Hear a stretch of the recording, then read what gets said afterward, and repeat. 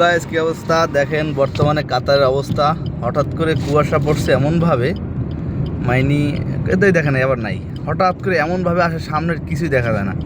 এটা মোটরসাইকেল ভাই, তার চশমা পরা, চশমাও একদম কুয়াশায় ঘামাইয়ে যায়। কতটা কষ্ট করে গাড়ি চালাইতেছে। কুয়াশা দেখেন মেঘের মতো, বাতাসের মতো উড়ে আসতেছে, হঠাৎ করে আসে, হঠাৎ চলে যায়। কি একটা অবস্থা। এই ভিতরে আমি ঢুকতেছি এখন, আবার এদিকে অনেক কুয়াশা সম্ভবত। এবছর কুয়াশাটা কম পড়ছে যদিও, তো হঠাৎ করে এরকম রাত্রে, শেষ রাত্রেবেলা আসে এরকমের, আবার কিছুক্ষণ পর আবার দেখি না, এরকমের অবস্থা। দেখেন অনেক কুয়াশা।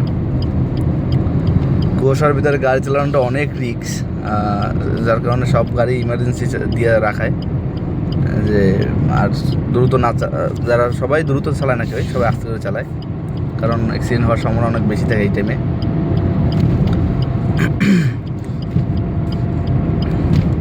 দেখেন সামনে হয়তো 100 হাত দূর আর কিছু দেখা যায় না, এইরকমের। খুবই ডিফিকাল্ট এই আপনার কুয়াশার ভিতরে গাড়ি চালানো। ইয়া মালিক, কুয়াশার ভিতরে গাড়ি চালানোটা উচিত না, আমিও থামাবো। এভাবে গাড়ি চালানো সম্ভব না। আপনারা যারা গাড়ি চালান, কুয়াশার ভিতরে গাড়ি না দিয়ে থাকার সবথেকে বেস্ট। আমি বাসার কাছে এসে গেছি, দেখেন রাউন্ড বোর্ড কিছুই দেখা যায় না, এমন একটা পরিস্থিতি। দেখেন এই আরবির বাচ্চা, আরবির ছেলে দেখেন কীভাবে চালাই যেতেছে এই কুয়াশার ভিতরে। এদের কারণে অ্যাক্সিডেন্টগুলো বেশি হয়, এইসব আরবির জন্য।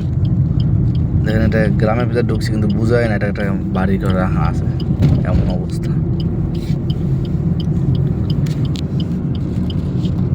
দেখেন কি কুয়াশা, এখন তো 20 মিটারের পর দেখা যায় না, এরকম অবস্থা। হায় হায়,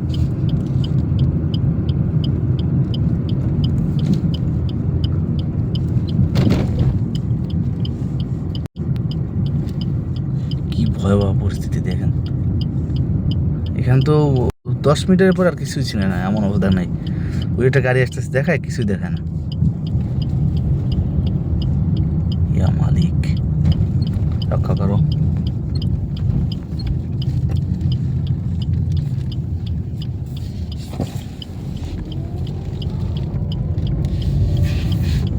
কি অবস্থা দেখেন, বাড়ি সামনেটাই চিনে না, এত কুয়াশা। কই যাইতেছি আমি নিজেও জানি না। এরকমের অনেক আগে, যখন আমি কাতারে উঠতাম, এবার কুয়াশার ভিতরে একবার আমরা গাড়ি নিয়ে হারাই গেছিলাম। প্রায় 2 ঘন্টা পর কুয়াশা যখন সরে গেছে, তারপরে আমরা খুঁজে পাইছি রাস্তা। আমার তো অবস্থা এরকম হয়ে দিতেছে, রাস্তা খুঁজতেছি, পাইতেছি না।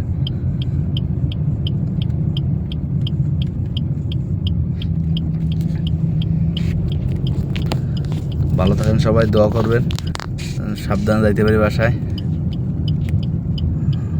ইয়া মালিক, দেখেন কিছুই দেখেন সামনে, কোনো গাড়ি যদি বাতি না থাকে, ওই একটা গাড়ি আসতেছে, শুধু বাতিটাই হালকা হালকা ছিটায়। ইয়া আল্লাহ, ইয়া আল্লাহ, কোথায় যাইতেছি। দেখেন এটা রাস্তা চিনেই না, এমন অবস্থা।